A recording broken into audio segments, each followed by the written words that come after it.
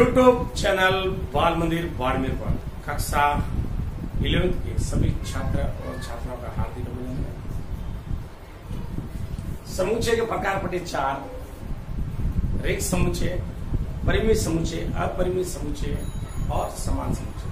लेकिन समान समुच्चय और तुल्य समुच्चय में डिफरेंस देखिए आप। समान समुच्चय और तुल्य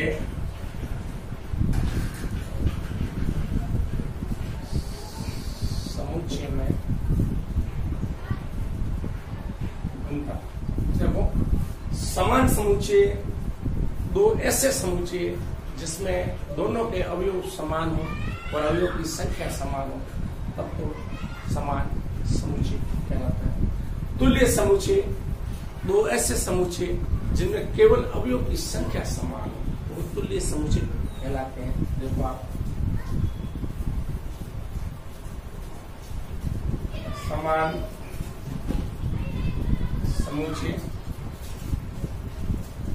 जिसमें अवयव की अवयव की संख्या समान और अवयव भी समान, अवयव भी समान हो,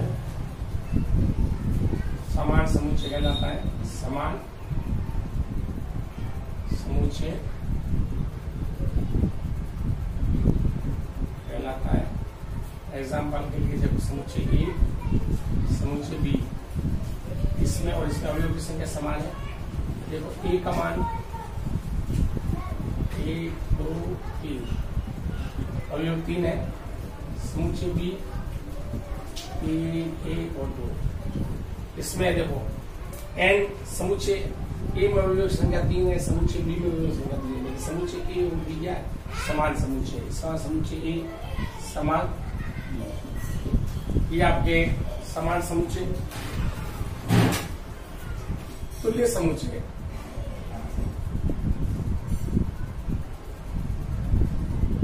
समान समुच्चय जिसमें अवयव की संख्या समान हो, अवयव भी समान समुच्चय। समान समुच्चय तुल्य समुच्चय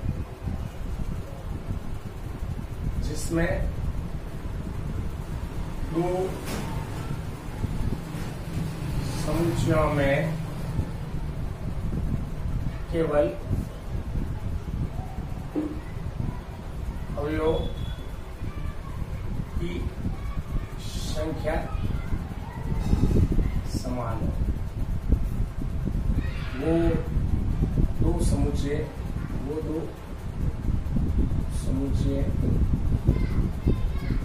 तुल्य समुच्चय कहलाते। ऐसे देखो, समुच्चय ए 1 2 1 2, समुच्चय में 3 अवयव है। समुच्चय बी, इसमें ए बी और सी। तो समुच्चय ए एन ए में 3 अवयव, एन बी में 3 अवयव। इसलिए समुच्चय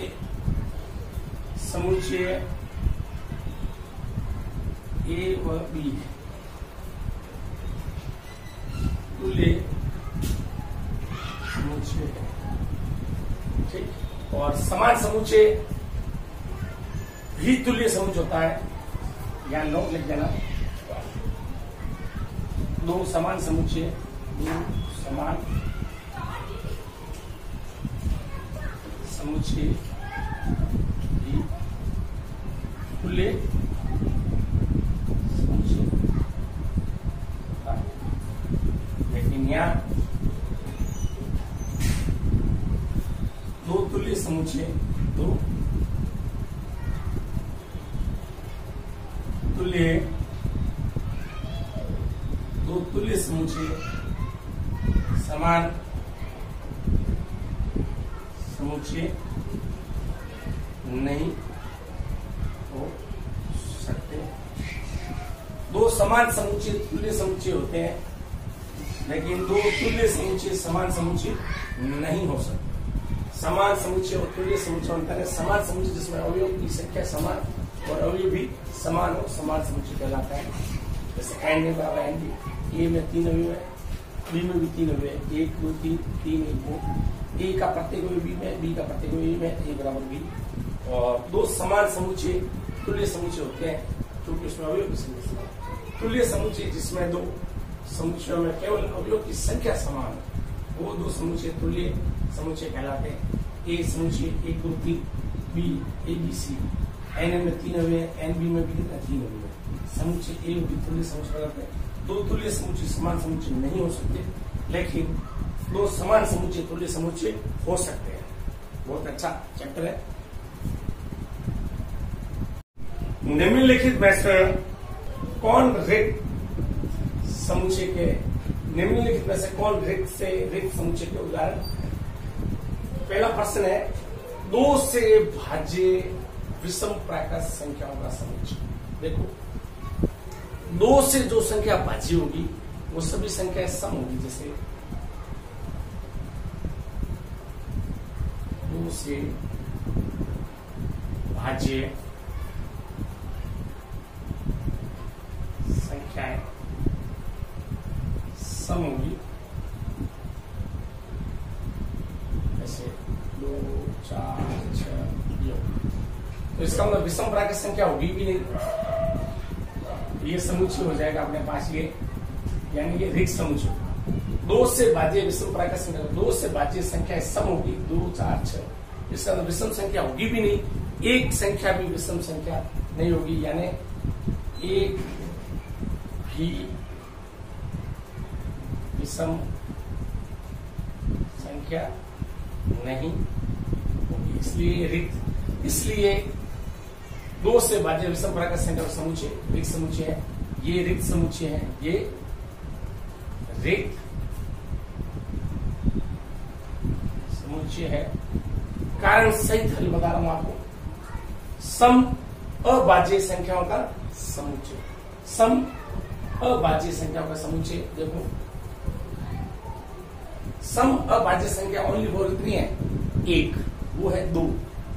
सम अभाज्य संख्या 2 है, जो समुच्चय के रूप में लिखा जा सकता है इसको। ये नॉट इज इक्वल टू 5, ये रिक्त समुच्चय नहीं है, ये रिक्त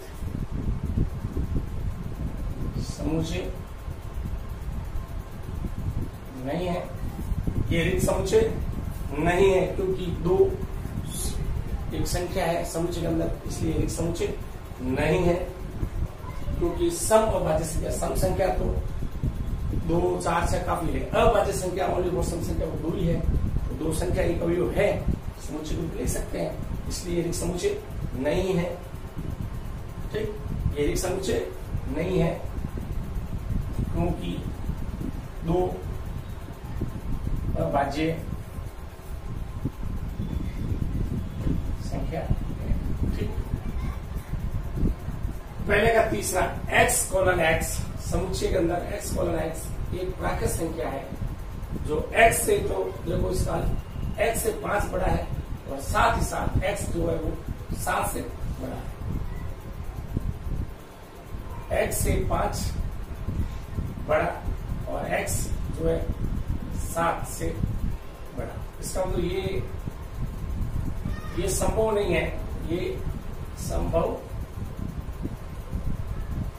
नहीं है क्योंकि x से तो 5 बड़ा है, लेकिन इसमें x 7 से बड़ा है। क्योंकि x 5 से बड़ा है, यानी x से 5 बड़ा है, और इसके अंदर क्या x समय 7 से बड़ा है, तो यानी इसमें x से 5 बड़ा, यानी आप चाहो तो ये लिख सकते हो कि एक x जो है 5 से बड़ा है और x स्वयं 7 से बड़ा है। ये संभव नहीं है, ये संभव नहीं है, इसलिए ये समुच्चय रिक्त समुच्चय है। ये रिक्त समुच्चय है। समुच्चय ये y कोलन y किन्हीं दो समांतर रेखाओं का उपविष्ट बिंदु है। किन्हीं दो समांतर रेखाओं, दो समांतर रेखाओं का कोई उपनिष्ठ बिंदु नहीं होता है। कैसे? ये रेखा L1 और ये रेखा L2, रेखा L1 और L2 दो समांतर रेखा। ये देखो आप इस रेखा पर ये बिंदु पर बैठे अपने पास, और ये L2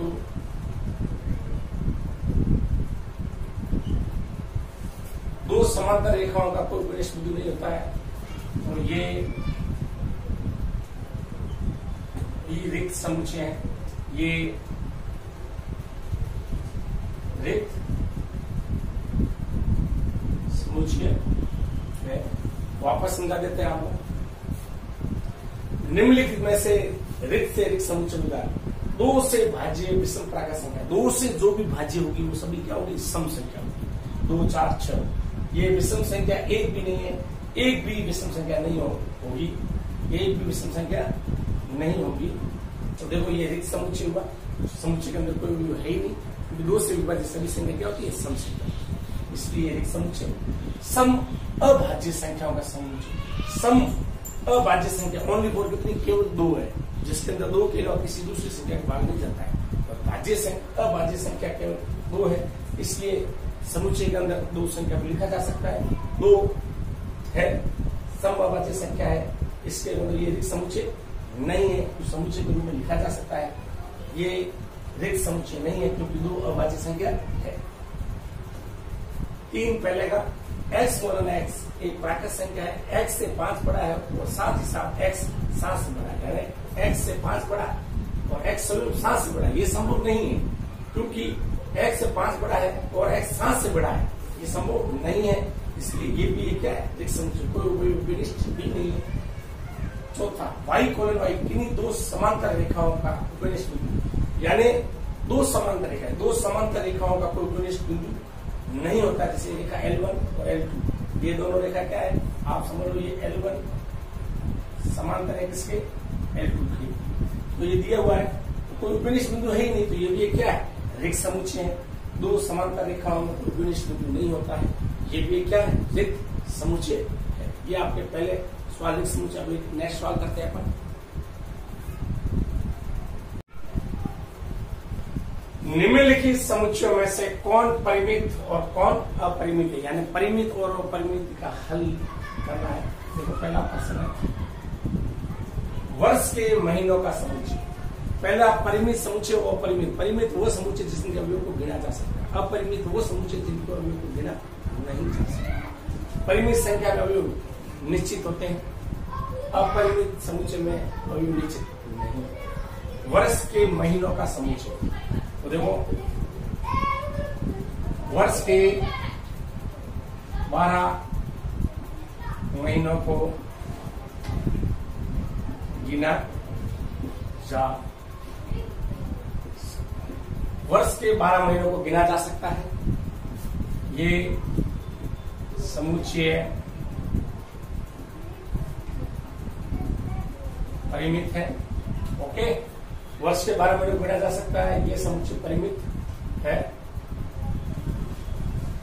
प्रश्न नंबर 2, 1, 2, 3 यानी अनंत तक है, ये अपरिमित समुच्चय है। ये अपरिमित, ये अपरिमित समुच्चय हैं जिनके अवयव अनंत है, जो गिने नहीं जा सकते हैं। ये अपरिमित समुच्चय जिनके अवयव अनंत है, जो गिने नहीं जा सकते हैं, ये अपरिमित समुच्चय 1 2 3।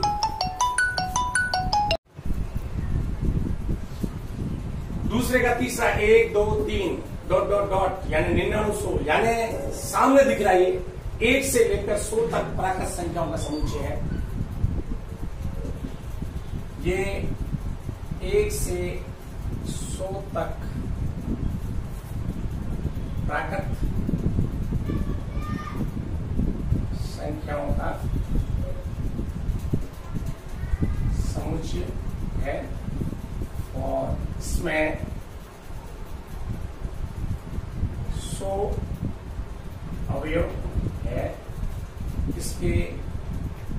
इसमें अवयव की संख्या निश्चित है, अवयव की संख्या निश्चित है। ये परिमित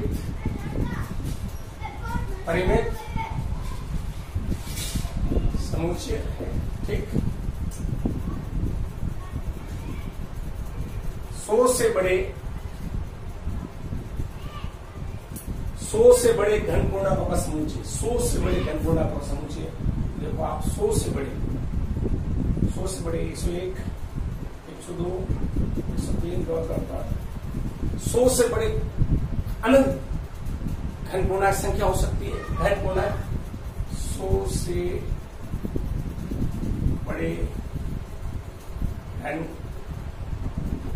पूर्णांकों की संख्या अनंत हो सकती है। इसलिए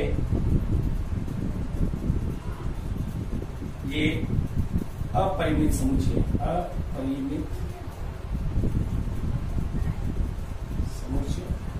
ठीक, यह अपरिमित समुच्चय 99 से छोटी अभाज्य घन पूर्णांक का समुच्चय। 99 से छोटे अभाज्य घन पूर्णांकों को गिना जा सकता है, जो निश्चित अवयव है, जो निश्चित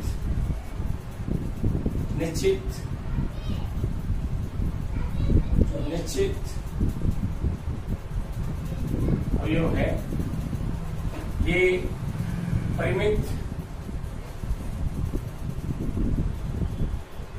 समुच्चय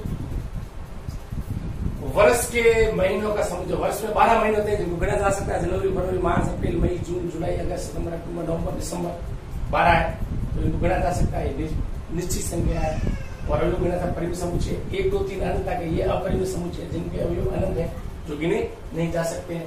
1 2 3 99 और 100 ये 1 से लेकर 100 तक प्राकृत संख्याओं का समुच्चय है, जिनको गिना जा सकता है। तो 1 से लेकर 100 तक प्राकृत संख्या है। 100 अवयव है, इसमें अवयव की संख्या निश्चित है, परिमित समुच्चय। 100 से बड़े घन पूर्णांकों का समुच्चय, 100 से बड़े 101 102 103 अनंत तक, यानी 100 से बड़े घन पूर्णांकों की संख्या अनंत हो सकती है, इसलिए ये अपरिमित समुच्चय है। 99 से छोटे अभाज्य घन पूर्णांकों का समुच्चय, 99 से छोटे अभाज्य घन पूर्णांकों को गिना जा सकता है, जो निश्चित अवयव है। ये एक परिमित समुच्चय है। ये आपके परिमित समुच्चय का अवयव और एक समुच्चय अवयव का एग्जाम्पल आपको दे दिया है।